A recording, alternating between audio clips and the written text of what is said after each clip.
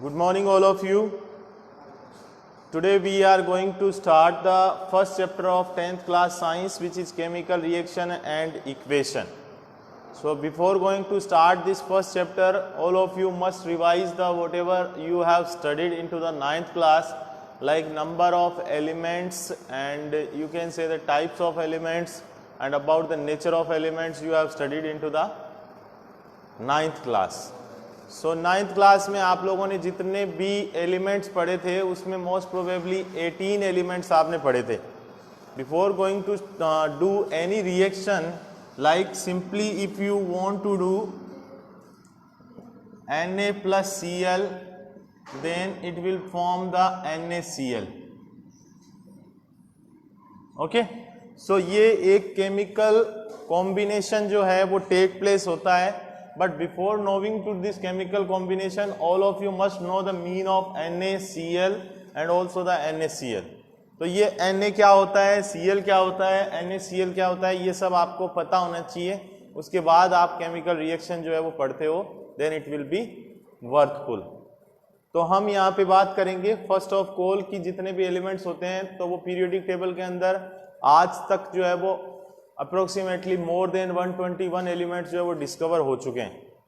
ठीक है, तो 121 एलिमेंट्स जो है वो आप पढ़ोगे 5th चैप्टर के अंदर. लेकिन अभी हम बात करें तो आपको कम से कम 30 एलिमेंट्स जो है वो आपको लर्न होने चाहिए. ठीक है ना, कम से कम 30 एलिमेंट्स ऑफ पीरियोडिक टेबल जो है वो आपको लर्न होने चाहिए. उनसे रिलेटेड रिएक्शंस जो है वो आप लोग अभी इस चैप्टर में भी और इस केमिस्ट्री के जो पोर्शन है 10th क्लास का इसमें आपको पढ़नी है. तो यहाँ पे मैं आपको 30 एलिमेंट्स जो है वो लिख रहा हूँ, तो अभी लिख भी लो और साथ में याद भी हो जाएंगे.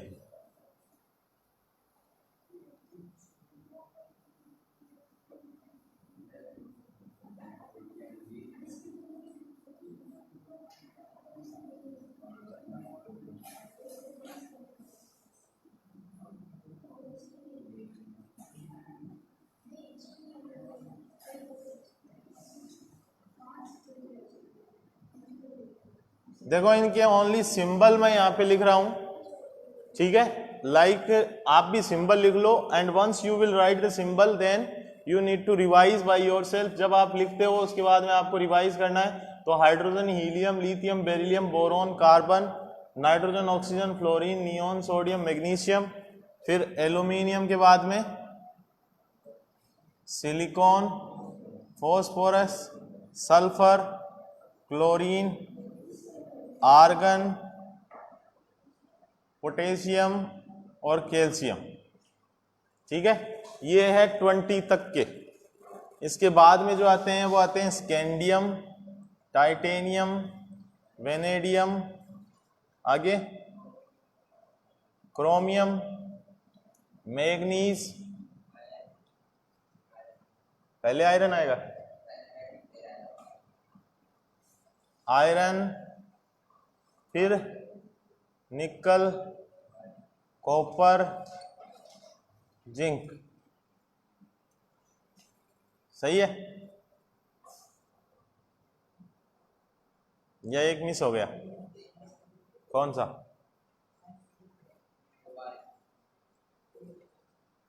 कहां पे आता है ये, कितने नंबर पे आता है? कोबाल्ट.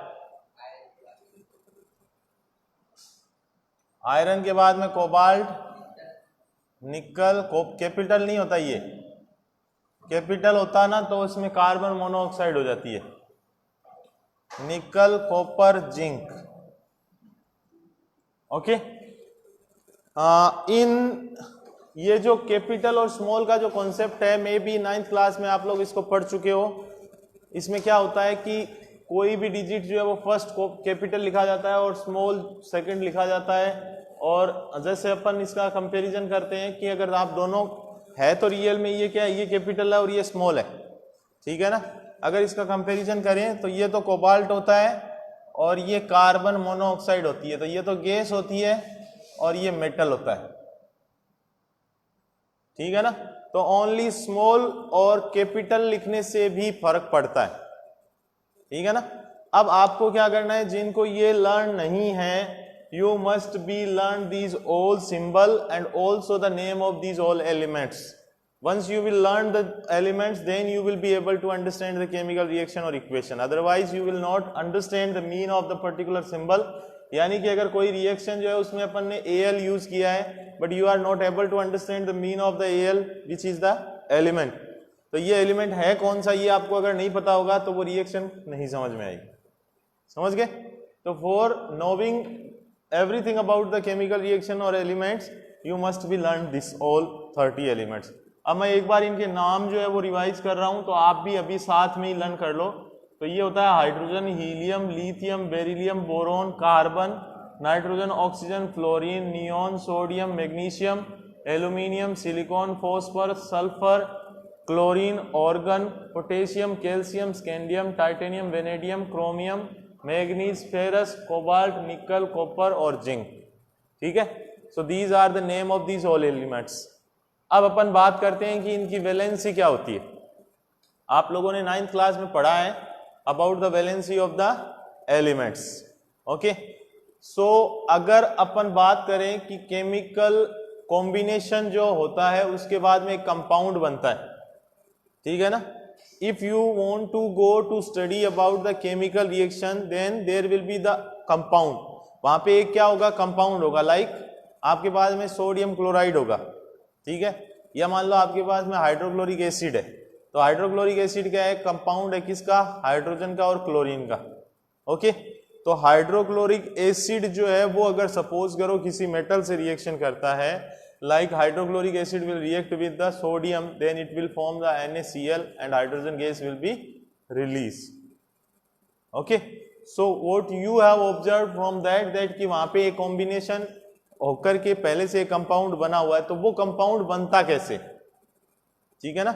यानी कि अपन अगर केमिकल रिएक्शन स्टार्ट करें, सपोज करो HCl को आपको रिएक्शन करानी है Na से, देन NaCl बनता कैसे, समझ गए. तो ये आप लोगों को पहले पता होना चाहिए. If you have studied carefully in 9th class about the combination of compound, then all of you must need to know this. ये आपको पता होना चाहिए. और अगर ये आपको पता नहीं है तो फिर हम यहाँ पे क्या करेंगे कि इसको पहले आपको पता करना है, और इसको पता करने के लिए आपको वैलेंसी जो होती है ना वो पता होनी चाहिए कितनी होती है. समझ गए. तो यहाँ पे हम बात करते हैं, फॉर एग्जाम्पल इसी की बात करें तो हाइड्रोजन जो होता है उस पर होता है +1 चार्ज, और क्लोरीन जो होता है उस पर होता है -1 चार्ज, और दोनों मिलाकर के बना लेते हैं HCl. ठीक है. कभी भी कोई भी कंपाउंड बनता है तो वो एक दूसरे की वैलेंसी को एक्सचेंज करते हैं. ठीक है. Mean of exchange of valency means what, that Na+ and Cl-, so it will be go here and it will be go here. तो ये प्लस माइनस जो है वो एक दूसरे को अट्रैक्ट करते हैं, तभी तो ये कंपाउंड बनता है. ठीक है ना. तो ये इसके नीचे चला जाता है, ये इसके नीचे चला जाता है, दोनों में क्या है 1-1 ही है, इसलिए 1-1 को लिखने की रिक्वायरमेंट नहीं होती. तो ये ओनली फॉर HCl ऐसे शो होता है. समझ गए. या NaCl जो है वो ऐसे शो होता है. समझ गए. इसके अलावा अगर अपन बात करें एक और एग्जांपल की, आपके पास में एक कंपाउंड आता है H2O. तो इसमें क्या होता है, H पे +1 चार्ज होता है और O पे -2 चार्ज होता है. ये यहां जाता है, ये यहां जाता है, तो ये क्या बन जाता है H2O. समझ गए. तो अब अगर अपन स्टडी करेंगे about the chemical reaction and chemical equation, तो उस टाइम पे आप लोगों को H2O ही दिया जाएगा. ठीक है ना. अब H2O क्या होता है, all of you must be know कि ये वाटर होता है. H2O बनता कैसे है, तो ये भी आपको पता होना चाहिए. H पे +1 चार्ज होता है, O पे -2 चार्ज होता है, दोनों एक्सचेंज करते हैं तो H2O बन जाता है. समझ गया. अब अगर कहीं पे कभी भी रिएक्शन होती है, मीन दैट कि H2O will react with anything, like water अगर किसी से भी रिएक्शन करता है तो ये टूटेगा किसमें, H+ और O-. समझ गए. तो ये चीजें जो है ना ये आपको क्लियर होनी चाहिए सारी. ठीक है. ये समझ में आ गया. अब अपन इनकी ऑलमोस्ट जो वैलेंसी होती है उनके बारे में डिस्कस करते हैं, जिससे आपको किसी का भी कंपाउंड अगर बनाना पड़े या उसको ब्रेक करना पड़े। अगर आप केमिकल रिएक्शन पढ़ते हो, so that time if you will get any element और if you need to break that particular compound, आपको क्या करना है, सपोज करो NaOH है, ये आपके पास में एक कंपाउंड आ गया, ओके। अब इसको क्या करना है, आपको ब्रेक करना है। तो ये आपको पता होना चाहिए कि किसकी क्या वैलेंसी होती है। जब पता होगा then you can easily break. तो Na के ऊपर होता है +1 चार्ज और OH पे होता है -1 चार्ज, ये एक्सचेंज होते हैं तभी ये बनता है। तो ये आपको पता होना चाहिए सबका। यहाँ पे अपन डिस्कस करते हैं। तो सिंपल पहले अपन बात करें तो इसमें H+1 होता है, ठीक है। इसमें क्या होता है, कोई चार्ज नहीं होता। इसमें क्या होता है, +1 होता है। इसमें 2, इसमें 3 और इसमें ±4 भी कर सकते हो, वैसे +4 होता है। कार्बन जो होता है वो क्या करता है, हमेशा 4 इलेक्ट्रॉन जो है वो देता है, ठीक है, या लेता है ऑक्टेट कंप्लीट करने के लिए, ठीक है ना। इधर अपन बात करें नाइट्रोजन की, तो इस पे कितना होता है, -3, इस पे ऑक्सीजन पे -2, इस पे -1, इस पे +1, इस पे +2, इस पे +3, इस पे +4, इस पे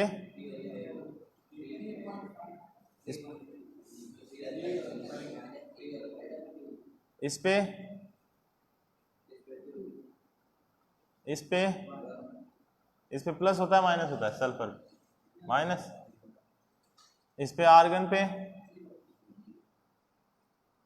अब आगे इस पे। अब ये यहां से जो चलते हैं ना स्कैंडियम से जिंक तक, ये इनमें ऑलमोस्ट जो है वो +2 होता है, ठीक है ना। 2 0 देन 2 1 2 2 2 3 2 4 ऐसे नंबर है इनका एलिमेंट्स। ये 21, ये 22, 23, 24, 25, तो इसका भी +2 होता है, इसका भी +2 होता है, इसका भी +2 होता है, इसका भी +2 होता है। इन सब का ऑलमोस्ट क्या होता है, +2। समझ गए। तो अब ये जो वैलेंसी है ये आप लोगों को पता होनी चाहिए, because if you will know the valency then you will be able to break the particular compound into the elements. यानी कि जब आपको वैलेंसी पता होगी तो आप क्या कर सकते हो, कोई भी आपके पास में जो एलिमेंट्स का कंपाउंड बना हुआ है उसको आप ब्रेक कर सकते हो और आपको ये पता चल सकता है कि वो किस किस से मिलके बना है। समझ गए। तो ये पता चल गया सब लोगों को। 30 एलिमेंट्स जो होते हैं, एक बार फिर से मैं रिवाइज कर रहा हूं, ये आप लोगों को पता होने चाहिए।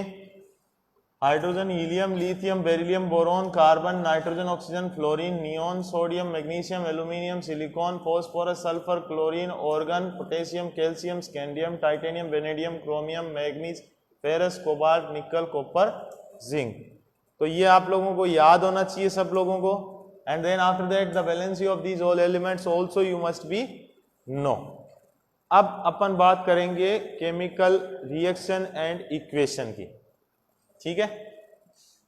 Before going to start the chemical reaction we must be know the mean of the chemical reaction is what.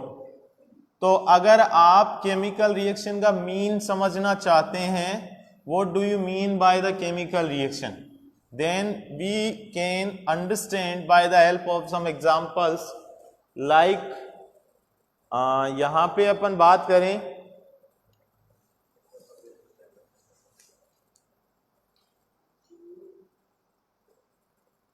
बहुत सारे इसमें एग्जाम्पल दे रखे हैं। जैसे सिंपल फर्स्ट है इसमें, milk is left at room temperature during summer, या अपन कहें कि मिल्क कन्वर्टेड इनटू कर्ड, ठीक है। सिंपल एक और एग्जांपल लेते हो आप, कोरोजन ऑफ मेटल। ये सारे एग्जांपल्स जो हैं इसमें क्या होता है एक्चुअल में कि आपकी बॉडी के अंदर या फिर आपकी बॉडी के बाहर, ठीक है ना, कुछ भी केमिकली टेक प्लेस होता है तो उसे हम कहते हैं केमिकल रिएक्शन। अब एक्चुअल में केमिकल रिएक्शन का मीन क्या होता है तो वो हमें इससे समझना है। यहाँ पे हमने 4 एग्जाम्पल लिए हैं। 9th क्लास में आप लोगों ने फिजिकल चेंज और केमिकल चेंज पढ़ा था, ठीक है ना। तो केमिकल चेंज जो होता है वो ही केमिकल रिएक्शन होता है। मीन दैट कि केमिकल चेंज अगर कहीं पे हो रहा है दैट मीन्स वहां पे केमिकल रिएक्शन टेक प्लेस हो रही है। ओके, सो सिंपली यहाँ पे अपन एग्जाम्पल की बात करें कि milk converted into the curd, तो ये क्या होता है, एक केमिकल चेंज होता है। Chemical change means what, physical change और केमिकल चेंज में डिफरेंस क्या होता है। फिजिकल चेंज जो होता है वो टेम्परेरी होता है और केमिकल चेंज परमानेंट होता है, समझ गए। तो अगर मिल्क को अपन कन्वर्ट करते हैं कर्ड में तो वापिस उससे मिल्क बनाया जा सकता है क्या, नहीं बनाया जा सकता ना। So that means it is the permanent change and it is also known as the chemical change. Okay, after going to know about the corrosion of metal, corrosion of metal means कि अगर कोई भी metal को और metal के टुकड़े को आप बाहर छोड़ देते हो, बाहर इन द सेंस कि ओपन एटमॉस्फेयर में, और once it will get react with the oxygen and also the carbon dioxide and also the water, then it will get corrode. Okay, so अगर आपने देखा है कि कोई भी चीज जो है वो कोरोजन मतलब कोरोड हो जाती है तो उसके बाद वो क्या होती है, डेस्ट्रॉय हो जाती है। डेस्ट्रॉय का मतलब समझते हो क्या, कोई भी आयरन की रोड या कोई भी आयरन की बनी हुई चीज है उसको आप जमीन में गाड़ दो, 1 महीने बाद अगर आप देखते हो तो उसके ऊपर क्या होता है, एक लेयर बनी हुई होती है, और उसको आप अगर रब करते हो तो वो पूरी हट जाती है। हटने के बाद में वो क्या करती है, कुछ पार्ट ऑफ मेटल जो है उसको भी अपने साथ में ले जाती है। तो उस प्रोसेस को अपन क्या कहते हैं, कोरोजन, समझ गए। अब उस प्रोसेस के अंदर जो केमिकली रिएक्शन टेक प्लेस होती है वो क्या होती है कि metal get corrode, metal will react with what, oxygen, carbon dioxide and water. Okay, so once if you will talk about the example, like अगर आप कॉपर की बात करो, कॉपर को अगर आप बाहर छोड़ देते हो तो ये CO2 plus H2O plus O2 इन सब से रिएक्शन करता है, तो ये बनाता है CuOH का whole twice plus CuCO3। Okay, इसको जब आप बैलेंस करोगे तो यहाँ पे ये लगा दो तो ये हो जाएगी balanced. So if you will talk about this reaction then you can understand corrosion of metal. Corrosion of metal में क्या हुआ यहाँ पे कि कॉपर ने रिएक्शन करी, ऑक्सीजन से करी, कार्बन डाइऑक्साइड से करी, वाटर से करी, देन कॉपर का हाइड्रोक्साइड और कॉपर का कार्बोनेट बन गया, समझ गए। तो ये आपको डिटेल में समझ में आ जाएगी जब अपन रिएक्शन पढ़ेंगे। अभी अपन बात कर रहे हैं मीन ऑफ केमिकल रिएक्शन जो है वो क्या होता है। तो मीन ऑफ केमिकल रिएक्शन क्या होता है कि सिंपली अगर केमिकल चेंजेस टेक प्लेस होता है दैट मीन्स वहां पे 2 सब्सटेंस मिलकर के एक नया सब्सटेंस फॉर्म कर रहे हैं, समझ गए। यहाँ पे क्या हो रहा था, मिल्क एंड कर्ड, थोड़ा सा आपने क्या डाला था उसमें, कर्ड डाला था। किसमें, सपोज करो 1 लीटर दूध में आपने 10 ml क्या डाला, कर्ड, तो वो क्या बनेगा, 1 लीटर कर्ड बन जाएगा। तो ये चीज क्या हो रही है, यहाँ पे 2 चीजों को मिला करके और एक चीज बनाई जा रही है, तो उसे हम कह रहे हैं chemical change. Corrosion of metal ये बता दिया। डाइजेशन ऑफ फूड, तो डाइजेशन ऑफ फूड में एक्चुअल में क्या होता है, whenever you will study the life process that time you will study in detail about the digestion of food. Actual में अपन जो फूड खाते हैं वो मुंह में क्या होता है, चेविंग की प्रोसेस के बाद में छोटे छोटे पार्ट में डिवाइड होने के बाद में उसमें सलाइवा मिक्स हो जाता है। सलाइवा मिक्स होने के बाद में वो पेट में जाता है through oesophagus. Okay, and in stomach you will see that there will be hydrochloric acid secreted from our stomach wall and it will acidified the food. वो फूड को क्या कर देता है, एसिडिक बना देता है, समझ गए। फिर अपनी बॉडी के अंदर जो एक तो होता है आपका ये, एक तो लीवर होता है, दूसरा गोल ब्लेडर होता है। तो ये क्या करते हैं, लीवर तो बाइल जूस सीक्रेट करता है, समझ गए। और गोल ब्लेडर के अलावा एक जो होती है वो आपकी होती है पेनक्रियाज ग्लैंड, समझ गए।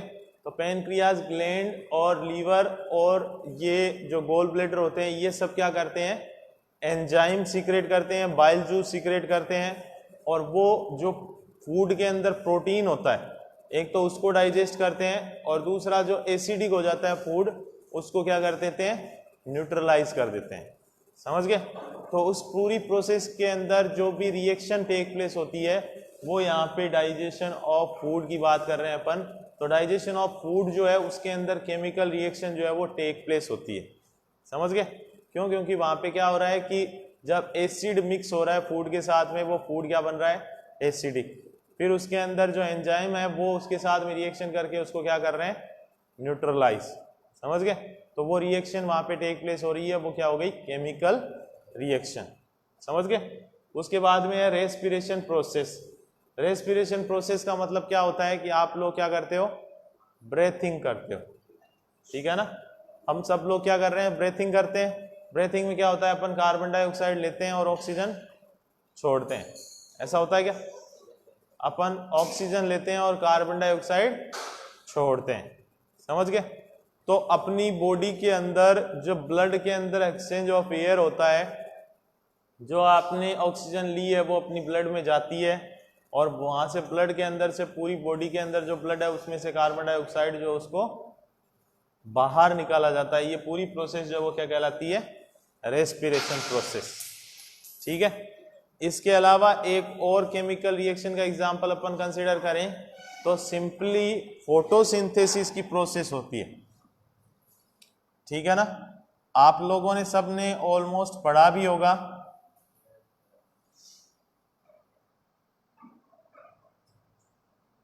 फोटोसिंथेसिस की जो प्रोसेस होती है उसमें क्या होता है, आपके पास में सिंपल कार्बन डाइऑक्साइड को प्लांट लेते हैं और वाटर जो होता है वो उनकी रूट में डाला जाता है। सनलाइट वहां पे प्रेजेंट होती है और दूसरा वहां पे प्लांट की लीव जो होती है वो क्या होती है, ग्रीन। तो ग्रीन लीफ में क्या पाया जाता है, क्लोरोफिल। सो CO2 प्लस H2O क्या बनाता है, C6H12O6 which is called the glucose and also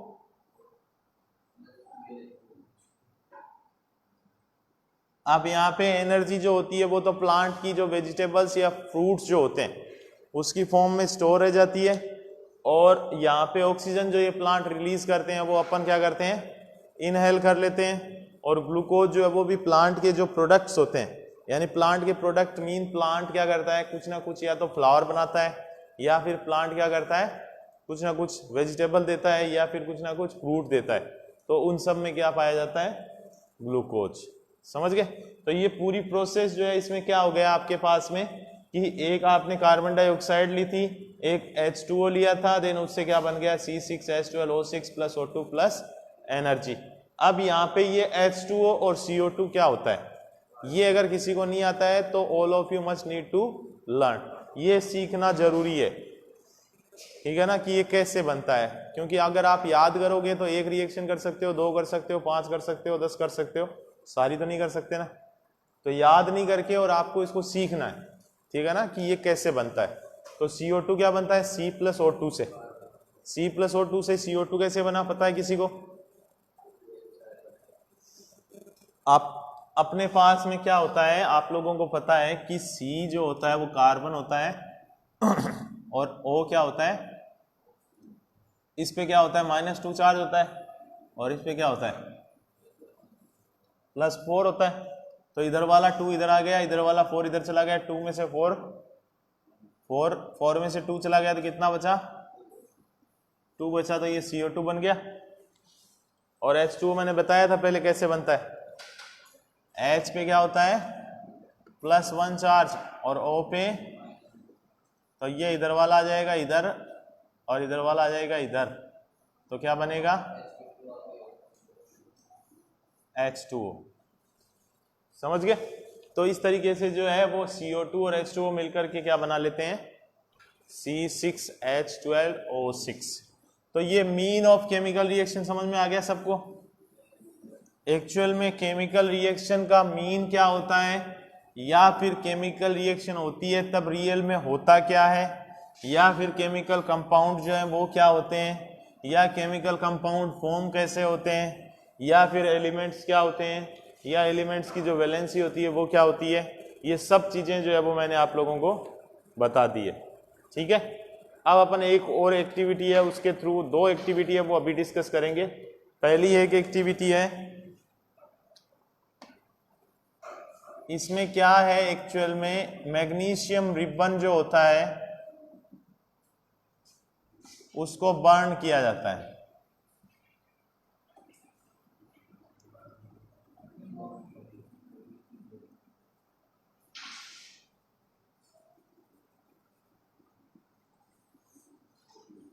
magnesium ribbon को बर्न किया जाता है, तो आपकी बुक के अंदर जो एक्टिविटी है उसमें दिया हुआ है।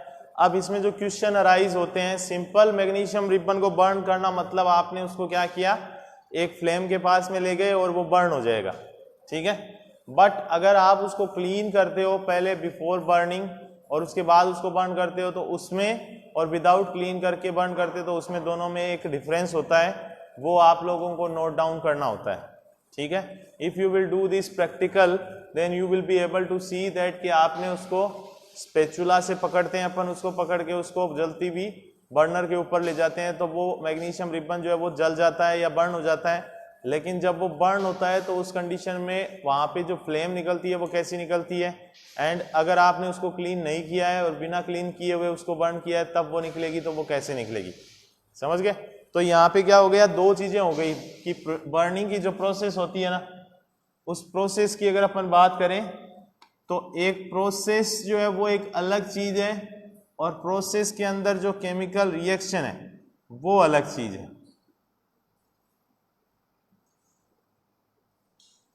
तो जो केमिकल रिएक्शन होगी ये क्या होगी एक्चुअल में, जब भी आप अगर उसको बर्न करोगे, लाइक किसको बर्न करोगे, मैग्नीशियम को, कोई भी सब्सटेंस को अगर अपन बर्न करते हैं तो वो ऑक्सीजन की प्रेजेंस में ही बर्न होता है।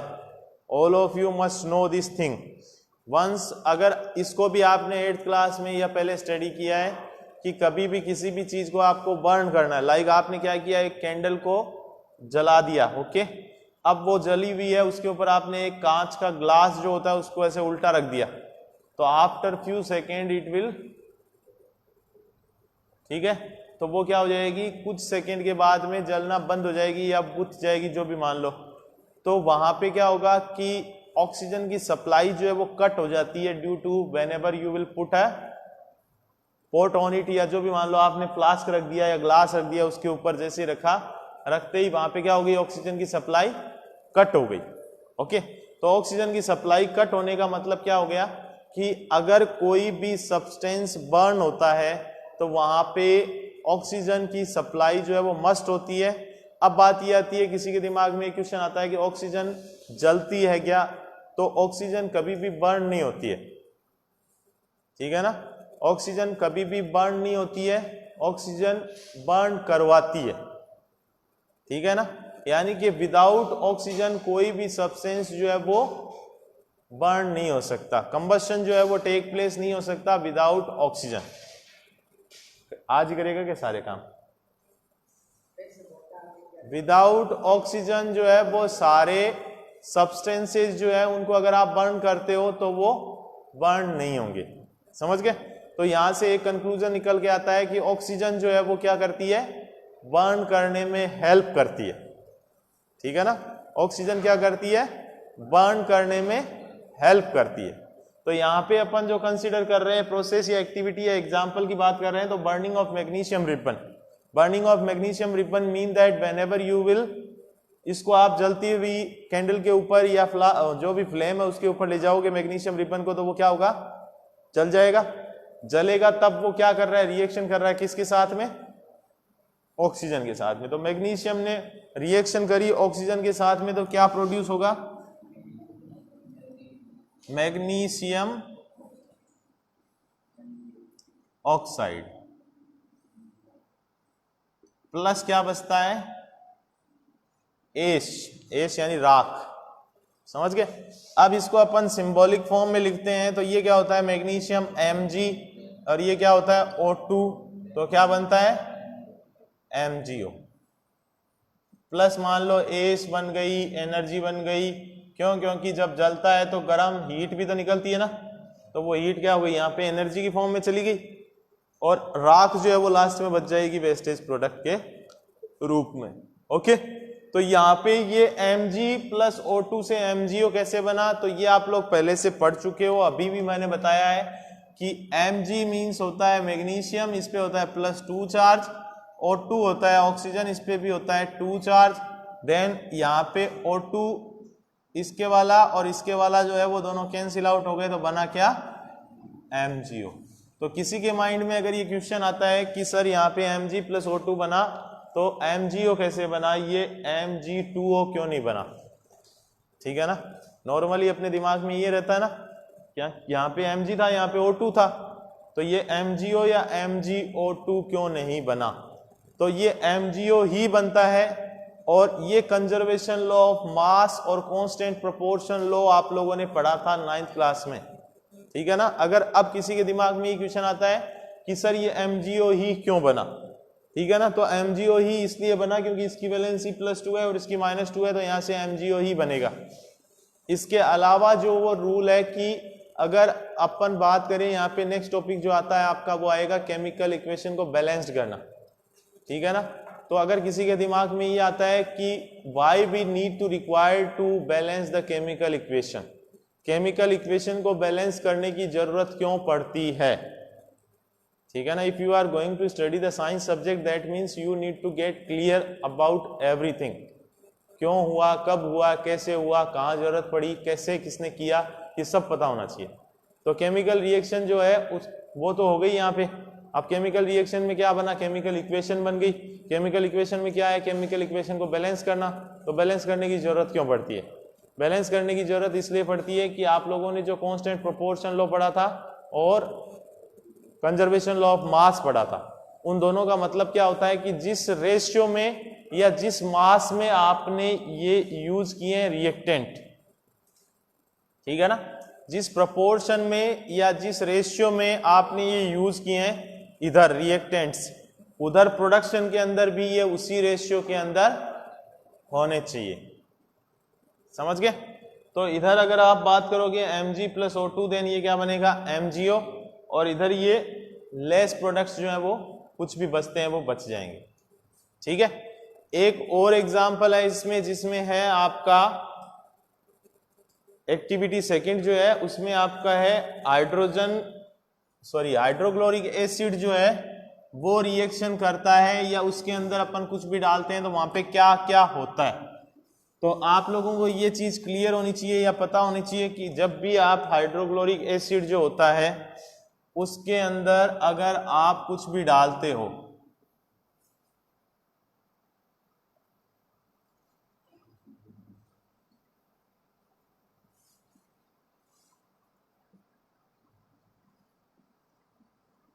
यहां पे मैंने मेटल लिखा है, आप इसमें कोई सा भी मेटल यूज कर सकते हो। ठीक है ना, लाइक इस एक्टिविटी में क्या कर रहा है ये कि हाइड्रोक्लोरिक एसिड जो है उसके अंदर जिंक ग्रेनुलेट्स डाल रहा है। ठीक है ना, यानी इस प्रोसेस को अगर अपन बात करें कि इसमें क्या होता है, तो इस एक्टिविटी को एक्सप्लेन किया गया है कि आपके पास में एक फ्लास्क है। ओके, इस फ्लास्क में हमने क्या डाल रखा है, डाइल्यूट सल्फ्यूरिक एसिड HCl। ठीक है, अब इधर से आपने क्या किया कि इसमें जिंक के टुकड़े डाल दिए। ठीक है ना, ये क्या है, जिंक ग्रेनुलेट्स।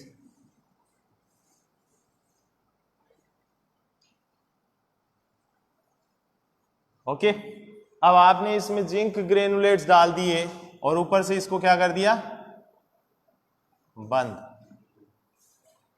ठीक है, सो जब आपने इसको ऊपर से बंद कर दिया तो इसमें क्या हुआ कि रिएक्शन यहां पे टेक प्लेस होगी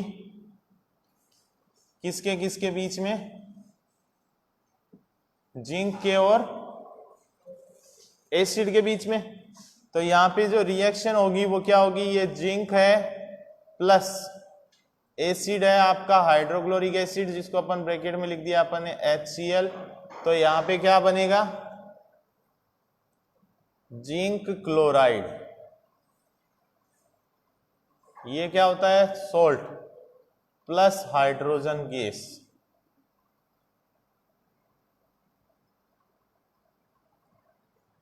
ठीक है, अब ये हाइड्रोजन गैस आप इसमें देख सकते हो कि ये ऊपर की तरफ रिलीज होगी। जब भी रिएक्शन होगी तो हाइड्रोजन गैस रिलीज होगी, उसको हम कहेंगे H2। ठीक है, अब जब भी केमिकल रिएक्शन टेक प्लेस हो रही है, पहले इसकी बात कर लेते हैं पूरी। तो यहाँ पे जिंक का सिंबल होता है Zn, इसका होता है HCl, बट जब बनता है तो ये बनता है ZnCl2 प्लस H2। अब ऐसा क्यों हुआ, तो आप सब लोग इस चीज से वाकिफ हैं कि यहाँ पे जिंक पे +2 चार्ज होता है। जो अभी आपको एलिमेंट्स बताए थे 30, उनमें सबसे लास्ट एलिमेंट जो जिंक था उसके ऊपर अपन ने +2 चार्ज की बात की थी। तो all of you know that कि जिंक के ऊपर +2 चार्ज होता है। 17 नंबर का एलिमेंट जो होता है क्लोरीन, उसके ऊपर -1 चार्ज होता है। तो जब जिंक का +2 क्लोरीन के नीचे जाता है इधर, एंड इसका जो -1 है वो इधर आता है, तो क्या बनता है ZnCl2। समझ गए? तो जिंक अगर क्लोरीन से रिएक्शन करेगा तो it is fix that ZnCl2 ही बनेगा। प्लस में क्लोरीन हाइड्रोजन गैस रिलीज हो गई। अब ये रिएक्शन हो गई। अब इस रिएक्शन के होने से, या फिर जब अपन ने इसमें हाइड्रोक्लोरिक एसिड के अंदर जिंक ग्रेनुलेट्स डाले हैं, उस सिचुएशन के दौरान यहाँ पे कौन कौन से ऐसे चेंजेस हैं जो टेक प्लेस होते हैं। ठीक है, तो इसमें जो चेंजेस हैं वो है change in state, change in colour, evolution of gas, change in temperature, ये सब हो सकते हैं। ठीक है ना, यानी कि कभी भी कोई भी केमिकल रिएक्शन होती है तो उसमें सपोज करो कि इसमें ये जो चेंजेस है, इन चारों को मैं एक्सप्लेन कर रहा हूं। कभी भी कोई भी केमिकल रिएक्शन होती है तो वहां पे ये 4 से 5 चेंजेस हैं वो टेक प्लेस होते हैं, जिसमें पहला है change in state. Change in state means that कि अगर आपने सपोज करो कि कोई भी सॉलिड 2 ऑब्जेक्ट लिया, ठीक है ना, और उनको रिएक्शन करवाया, तो उनसे क्या बन सकता है, लिक्विड बन सकता है या फिर गैस बन सकती है। ठीक है, इसके एग्जांपल की अगर अपन बात करें तो आपके पास में यहाँ पे ही मान लो आप कि ये Zn और ये HCl, ये दोनों क्या थे, ये सॉलिड था और ये लिक्विड था। ठीक है ना, और यहाँ पे ये क्या बन गया, गैस बन गया। तो इवोल्यूशन ऑफ गैस हो गया ना। तो यहाँ पे इवोल्यूशन ऑफ गैस हो गया। चेंज इन कलर की बात करो तो आपके पास में कॉपर सल्फेट जो होता है CuSO4, उसका कलर कैसा होता है, कॉपर सल्फेट का सॉल्यूशन होता है, उसका कलर होता है ब्लू। ठीक है ना, ब्लू कलर के अंदर अगर आप कोई दूसरा और सोल्ट मिलाते हो, सपोज करो आपने उसमें मिला दिया जिंक, तो क्या बन जाएगा ZnSO4। तो वहां कलर क्या हो गया, चेंज हो जाएगा, ब्राउन। समझ गए? तो कलर जो होता है वो क्या होता है, चेंज हो जाता है ड्यूरिंग द केमिकल रिएक्शन। इसके अलावा जो है वो चेंज इन टेम्परेचर की बात करो तो यहाँ पे टेम्परेचर जो पहले ये हाइड्रोक्लोरिक एसिड था ये क्या होगा, ठंडा, लेकिन इसमें जब हो जाएगा तो यहाँ पे कुछ रिएक्शंस ऐसी होती है जिनके अंदर क्या होती है, हीट रिलीज होती है। ठीक है ना, वो टाइप ऑफ रिएक्शन जो है वो एक्सोथर्मिक एंडोथर्मिक होता है, वो अपन पढ़ेंगे इसी चैप्टर में या नेक्स्ट चैप्टर में। बट नॉर्मली अगर अपन बात करें तो जब कोई भी 2 सब्सटेंस आपस में रिएक्शन कर रहे हैं तो वहां पे टेम्परेचर क्या हो सकता है, इंक्रीज हो सकता है। और जब भी टेम्परेचर इंक्रीज होगा तो वहां पे टेम्परेचर के अंदर चेंजेस टेक प्लेस होगा। समझ गए? तो ये जो टॉपिक अपन ने पढ़े हैं आज, जितना भी पोर्शन पढ़ा है इसका, उसको आपको घर पे अच्छे से रीड करना है और उससे रिलेटेड जितने भी क्वेश्चंस आते हैं वो आप लोगों को अच्छे से या तो नोट डाउन कर लेना या माइंड में रख लेना, तुम्हारो आप मेरे को पूछ सकते हो। ठीक है ना, बट अगर इसको अच्छे से पढ़ते हो तो जीवन में कभी भी 10th की केमिस्ट्री जो है ना उसमें प्रॉब्लम नहीं आएगी। समझ गए क्या? यानी पढ़ो ऐसा कि एक बार पढ़ लिया ना तो जिंदगी में कभी प्रॉब्लम नहीं आए। समझ गए? यानी इससे रिलेटेड जितने भी चीजें हैं यहीं पे क्लियर करो। यानी कि if you have studied 2 pages today और 1 पेज टुडे, देन आप इस 1 पेज के अंदर जितना भी है, इवन सिंगल वर्ड्स जितने भी हैं, उन सब का पता आपको होना चाहिए। उसमें क्या बोलता है, वो क्या मीन है उसका, कहाँ यूज आता है, क्या चीज है, कैसे बनती है, कहाँ से आई, किसने बनाई, everything you must be know. ठीक है ना? So try to do study at home and if you will get any doubt then you can ask me on tomorrow.